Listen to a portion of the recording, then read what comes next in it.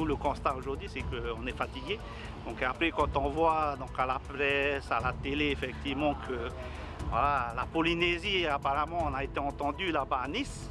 Enfin, nous, ce qu'on dit, c'est qu'on ne nous a pas entendu ici chez nous, quoi. Alors que le concept a été mis en lumière à l'UNOC cette année, la Fédération des comités de gestion des Rahouis de Tahiti dénonce l'absence de reconnaissance et de soutien des autorités du pays et de l'État.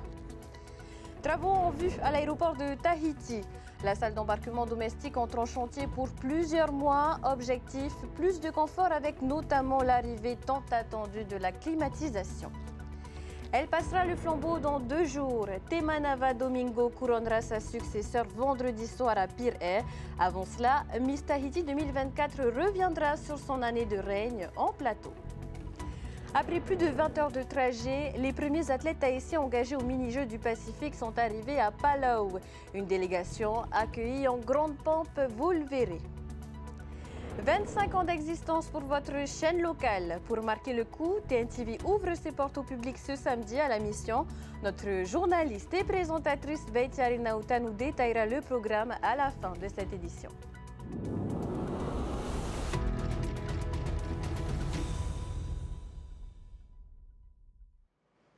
Bonsoir à tous. Vous venez d'entendre son président. La Fédération des comités de gestion des Rahouis de Tahiti est mécontente.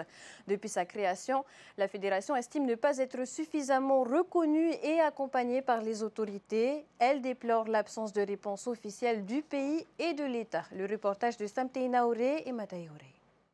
On a entendu la Polynésie à Nice et nous, on ne nous a pas entendus ici chez nous. Plusieurs représentants des comités Rahouis de l'île de Tahiti étaient réunis ce matin pour exprimer leur mécontentement face au manque de considération des autorités du pays et de l'État. L'année passée, la fédération a rencontré le ministre en charge des ressources marines pour exposer leurs besoins. Un comité de travail a été mis en place, des préconisations ont été listées. En début d'année, un courrier a été adressé au ministre pour un nouvel entretien avant le sommet de l'océan à Nice, mais il a été sans réponse. On nous entend à Nice, je suis content, mais voilà, il faut qu'on nous entende ici chez nous d'abord aussi, quoi. Et c'est l'impression que tous les comités ont aujourd'hui.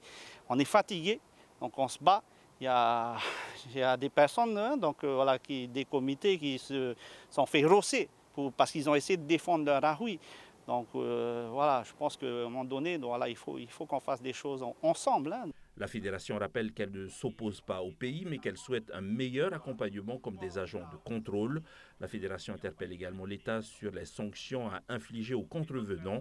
En effet, de nombreux pêcheurs ont pu effectuer des signalements, des agents ont pu dresser des procès-verbaux, mais certaines sanctions judiciaires attendues ne sont jamais tombées. Avis aux voyageurs dans nos îles, du changement est annoncé dans la salle d'embarquement des vols domestiques à l'aéroport de Tahiti Fa'a. L'espace sera rénové à partir de demain avec la mise en place d'une réorganisation des flux des passagers. Info pratique dans ce reportage de Thomas Chabrol et Tauhiti Tonio Moussan. Avec cette future salle d'embarquement des vols domestiques, ADT vise le standard des aéroports internationaux. Un espace entièrement refait et modernisé.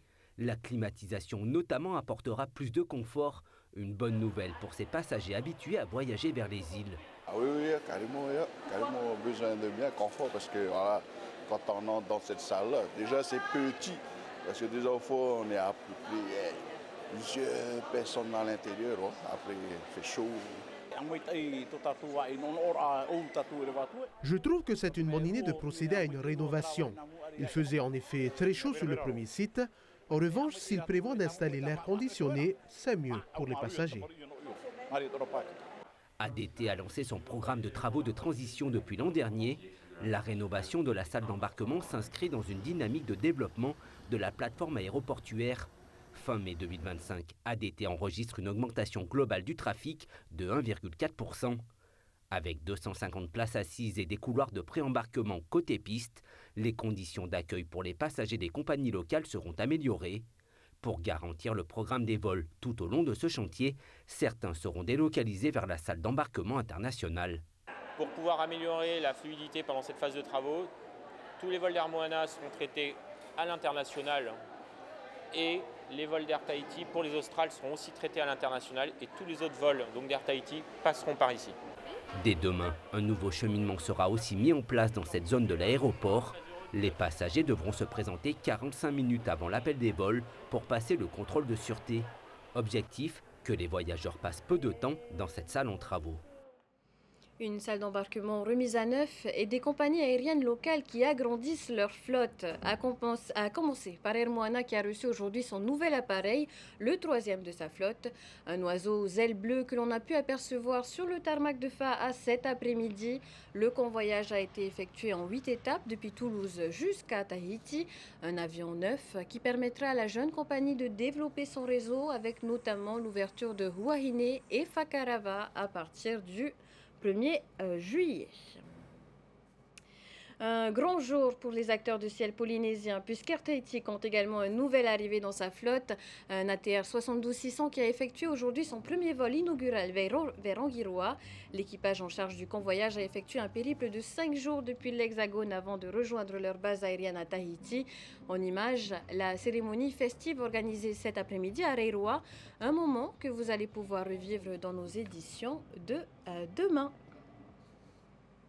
On part maintenant à Raiatea où le gouvernement poursuit sa tournée dans la capitale de l'île sacrée. Après le conseil des ministres tenu lundi et l'arrivée des pirogues doubles hier, la journée ministérielle de ce mercredi a été consacrée aux visites de terrain. Gros chantiers en cours et sites stratégiques comme l'hôpital figuré à l'agenda. Jessica Doucet les a suivis. À Uturwa, l'énergie est palpable. Capitale des Rarumat-Ei, la commune voit sa population doubler chaque jour avec l'arrivée des visiteurs et des travailleurs venus des communes voisines.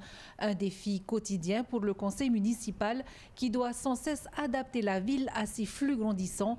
Pour répondre à cette dynamique, la commune multiplie les projets d'aménagement, mais un obstacle persiste, le manque de foncier. Nous avons vu avec le conseil municipal pour certaines affectations ou échanges de foncier, de manière à permettre notamment sur le centre-ville à la commune de pouvoir maîtriser son aménagement. Il y a aussi l'attribution de foncier pour la réalisation d'ateliers relais que la commune veut porter. Tout un panel de projets pour lesquels finalement la commune a besoin de foncier et le pays dispose de certains fonciers, donc on a essayé de trouver un terrain d'entente et je pense qu'on l'a trouvé. Parmi les grands chantiers en cours, l'aménagement de la place Tamatoa avance à grands pas. Près de 2 hectares d'espace vert et de détente sortiront de terre d'ici quelques mois pour une livraison attendue au 1er décembre 2026. Un projet très attendu par les habitants. J'ai expliqué à certains chefs de service que Uturwa a accueilli toutes les îles sous le vent. Il était important d'améliorer et d'embellir notre commune. Autre dossier brûlant, la situation de l'hôpital d'Uturwa. Les blocs opératoires sont toujours hors service et le recrutement du personnel médical reste un défi.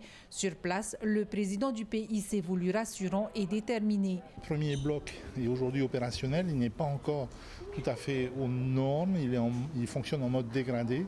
Il y a 2 autres parties qui sont en voie d'aménagement. Le nouveau bloc de refroidissement est arrivé, donc là les choses sont, je dirais, calées de ce côté-là. Quand les blocs seront à nouveau fonctionnels, il faudra s'occuper de la partie ressources humaines, puisque aujourd'hui, faute de blocs, les chirurgiens sont partis. Donc il faudra réexpliquer qu'on a maintenant des blocs qui peuvent être d'ailleurs mutualisés entre nos différents hôpitaux périphériques, entre les Marquises et ici, pour qu'il puisse y avoir une rotation du personnel, parce que vous le savez, ces chirurgiens qui sont spécialisés doivent maintenir leur technicité et doivent pratiquer un nombre d'actes minimum. Et parmi les chantiers déjà terminés, celui du parking de l'école de Tahina, désormais opérationnel pour la rentrée. À Uturwa, la transformation est en marche, portée par l'engagement des élus et l'attention du gouvernement. La commune affiche plus que jamais son ambition, être une ville qui bouge pour ses habitants comme pour ses visiteurs. Déjà un an de règne pour Temanava Domingo, Miss Tahiti 2024. La belle tahitienne s'apprête à passer le flambeau ce vendredi lors de la grande soirée de l'élection Miss Tahiti 2025 dans les jardins de Pier Air. 10 candidates rêvent d'être couronnées à leur tour et de devenir notre ambassadrice de beauté. Avant de connaître le nom de l'heureuse élue, on va parler de l'année de règne et des projets à venir de notre Miss Tahiti sortante, Temanava Domingo. Bonsoir. Yolana. Alors, dernière ligne droite donc pour les prétendantes. Et vous, nostalgique, triste, reconnaissante, quel est l'état d'esprit aujourd'hui? Alors là, on est à 2 jours du couronnement de notre future Miss Tahiti. Et Pour être sincère, je suis plus reconnaissante qu'autre chose. Peut-être qu'il y aura de la nostalgie le soir venu de l'élection, mais pour le moment, j'ai beaucoup de reconnaissance. Mes journées sont encore bien remplies. Et donc voilà, et puis un peu d'excitation aussi parce que j'ai hâte, j'ai aussi été une fan de Miss, donc j'ai hâte de découvrir notre nouvelle Miss Tahiti. Des journées bien remplies, votre journée n'est d'ailleurs pas finie, hein. Un an, ça passe vite. À quel point cette expérience vous a changé? Oui, un an, ça passe vite et à la fois, j'ai profité pleinement de chaque instant. Et je pense que lorsque j'ai vu le grand oral des nouvelles candidates à Miss Tahiti 2025, je me suis rendu compte que le mot vraiment, c'est transformation. Et souvent, on définit Miss Tahiti comme un concours de beauté uniquement, sauf qu'il se passe vraiment autre chose, parce qu'il y a des expériences, il y a des rencontres, et puis on fait face à nous-mêmes parfois, donc dans la difficulté, parfois c'est pas toujours évident d'être Miss Tahiti, on doit rester forte, enfin, donc je pense que c'est la transformation et j'ai beaucoup appris. Si je me vois à la conférence de presse l'année dernière et aujourd'hui sur ce plateau télé, la différence est tellement flagrante et je suis fière de moi et je suis vraiment reconnaissante. Les filles sont 10, donc cette année à arriver d'être couronnées à leur tour. Est-ce qu'elles peuvent encore se démarquer et bouleverser les pronostics? Tout à fait, je pense qu'il y a une phrase que je me disais l'année dernière, c'est jusqu'au bout. Jusqu'au bout, il faut se battre, pas vraiment se battre, mais être présente pleinement. Et le soir de l'élection, d'ailleurs, Maëva Cook le disait souvent, c'est que tout se joue le soir de l'élection. Et Frédéric Gilbert l'a dit l'année dernière, ce soir, il y a une étoile qui brillera et ça sera celle de la Miss. Et j'ai envie de dire que la Miss Tahiti qui sera élue sera la bonne. Donc oui, il faut y aller jusqu'au bout, il faut y croire, il faut avoir cette étincelle et il ne faut pas l'éteindre. On y va jusqu'au bout, jusqu'à l'annonce des résultats et la magie se passera. Une chose est sûre, vous avez eu cette étincelle l'année dernière. L'après Miss Tahiti maintenant, comment se profile-t-il pour Temanava Domingo? Alors je pense que c'est pour ça que j'ai peut-être pas de la tristesse parce que je ressens pas un vide pour le moment. J'ai plein de projets. Justement, cette année de Miss Tahiti m'a beaucoup apporté. Dans le coaching? Exactement, les ateliers que je mène pour les femmes exclusivement pour le moment. Donc pour justement les aider à prendre confiance en elles, j'utilise le défilé. C'est un outil pour qu'elles puissent se rendre compte de leur posture extérieure, mais surtout de leur posture intérieure, la relation qu'elles ont justement avec elles-mêmes. Et puis j'ai une émission, un podcast qui va sortir avec Hit FM tous les lundis matins à 8h. Donc là, on va parler de sujets qui nous concernent tous. Oser se lancer, la comparaison, la santé mentale, les troubles du comportement alimentaire, tous ces sujets que j'aurais aimé aborder durant cette année et voilà, que je pourrais aborder à la fin de cette année 2025. On vous écoutera en tout cas et on pourra également vous suivre puisqu'il y a d'autres projets à venir pour notre Miss Tahiti 2024. Merci Temanava Domingo d'avoir été avec nous ce soir. Merci beaucoup pour l'invitation. Et bon courage à vous et aux filles pour vendredi soir. Maururu. Du sport maintenant avec du taekwondo. De retour d'Australie, la Tahitienne Martial Spirit rayonne avec une pluie de médailles. Les 26 jeunes athlètes du club ont participé le week-end dernier au Sydney Taekwondo Festival, l'une des plus grandes compétitions d'Océanie de la discipline. Plus de 500 athlètes étaient réunis pour l'occasion. Nos Tahitiens ont su se démarquer avec un bilan exceptionnel, 63 médailles remportées et 6 trophées, dont celui du meilleur club toute catégorie. Félicitations à nos jeunes athlètes. On prend un peu de recul pour élargir notre focus à Palau où sont organisés les mini-jeux du Pacifique.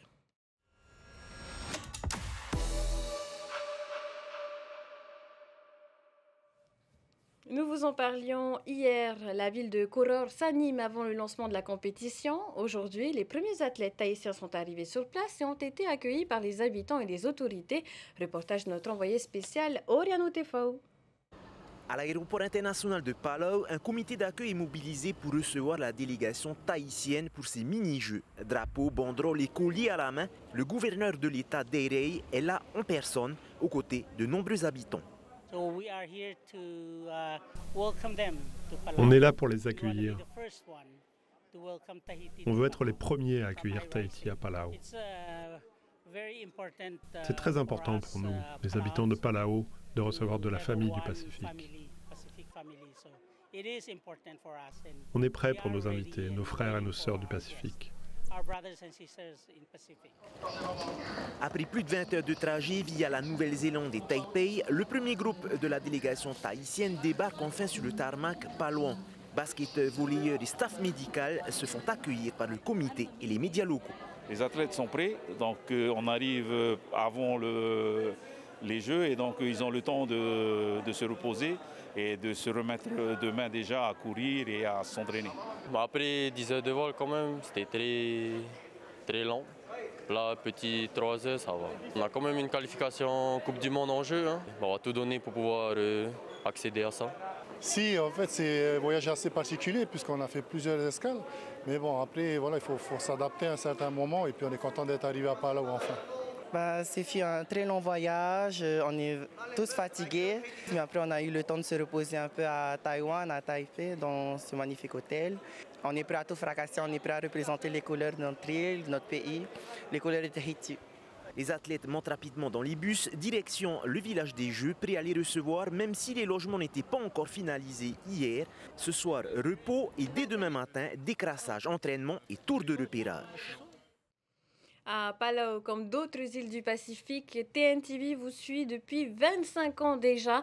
Un anniversaire que l'on célèbre ensemble à travers des événements. Ce sera le cas ce week-end puisque notre chaîne vous ouvre ses portes à la mission. Pour nous détailler le programme, on accueille Veitiari Nauta. Bonsoir Veitiari qui vient de sortir de son VA Tahiti. Exactement, Athéna. Bonsoir à tous. Alors, on marque le coup pour les 25 ans. D'abord, un concert le week-end dernier et ce week-end, une journée porte ouverte. Il faut dire que c'est depuis 2018, la dernière journée porte ouverte qui a eu lieu ici à TNTV. Donc, ça fait quand même 7 ans que l'on n'a pas organisé une journée porte ouverte. C'est une journée qui se veut festive, qui va s'ouvrir donc samedi. On ouvre les portes de TNTV à partir de 9h et ce jusqu'à 14h pour le public. Et donc, TNTV, c'est 84 salariés, dont 58 seront mobilisés pour vous accueillir ce samedi. Et donc, on va bien sûr vous présenter les différents corps de métier qui existent à TNTV, notamment, bien sûr, en passant par le script, l'archiviste ou encore donc les réalisateurs, les monteurs. Vous découvrirez bien sûr ces gens qui sont dans l'ombre, qui forcément ne sont pas donc comme nous, se font souvent affichés à l'écran. Mais ce qu'on peut dire, ce que l'on peut retenir également, donc le public visiteur aura donc accès au Wi-Fi ce samedi, donc tout dans l'enceinte de TNTV. Les guides seront les visages que vous connaissez à l'écran, notamment, je peux citer avec Mataihor E, Juliano Tautu, Sam Teinaore, Mateata Mamatoya Hutapu, notre directrice d'antenne, Farira Barf, que vous avez l'habitude de voir, qui présente notre météo, Teina Fabre également, ou encore Laurence Françoise et bien sûr notre DG Karl Tefato. Alors on précise aussi pour les inscriptions, comment ça se passe? Alors il n'y a pas d'inscription, il n'y a pas besoin de s'inscrire pour venir à cette journée porte ouverte. Donc la journée, on vous accueille, on sera là pour vous accueillir donc de 9h. Le parking est déjà prêt, on a déjà prévu ce qu'il faut pour parquer les voitures ici à la mission à Puti-Auro, si personne ne sait encore où se trouve TNTV. Nous sommes à la mission, donc venez nombreux. Ce jour-là, vous ne repartirez pas, bien sûr, les poches vides, puisque nous avons préparé de nombreux lots à gagner ce jour-là pour le public visiteur. Alors, Veitiari, un quart de siècle que TNTV existe, un mot peut-être pour nos collègues et surtout pour les téléspectateurs qui nous sont fidèles. 25 ans, c'est pas rien, comme dit notre DG, donc c'est quand même un quart de siècle. On vous remercie bien sûr de nous suivre tous les jours, notamment dans l'actu, que ce soit sur nos supports web. En tout cas, on va célébrer cette année avec vous ces 25 ans de TNTV samedi à la journée porte ouverte. Eh bien voilà, merci Veitiari, on vous attend nombreux. Tout à fait, venez nombreux. TNTV qui n'a pas fini d'immortaliser le quotidien de tous les Polynésiens. Preuve ce soir avec un nouveau magazine Tenatir-A réalisé à Rurutu lors de la célébration du Oroame. Partez à la rencontre des habitants et suivez les préparatifs et les cérémonies religieuses qui rythment ce rassemblement. Je vous laisse découvrir un extrait, regardez.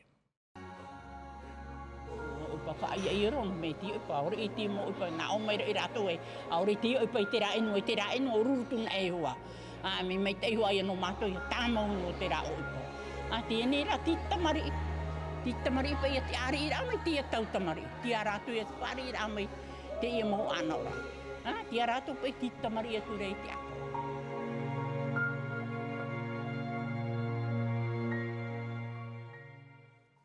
Un magazine en langue tahitienne réalisé par Herihau Teariki à découvrir dans quelques instants. Également sur vos écrans après ce journal de 0 à 100 km/h, puis votre série policière et un peu plus tard le film Philadelphia. Agréable soirée à tous sur TNTV. À demain. Retrouvez ce journal en replay sur notre site internet et notre application mobile TNTV.